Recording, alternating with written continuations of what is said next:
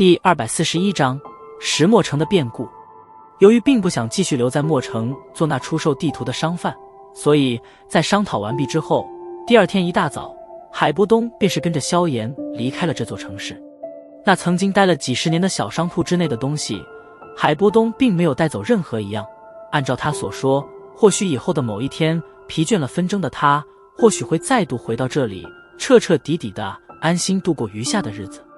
站在一处高耸的沙丘之上，海波东最后一次眺望了一眼那坐落在沙漠与陆地交接边缘处的巨大城市，轻叹了一口气，神情略微有些落寞。几十年的隐居生活，也让得性子淡漠的他，对这个地方生出了许些感情。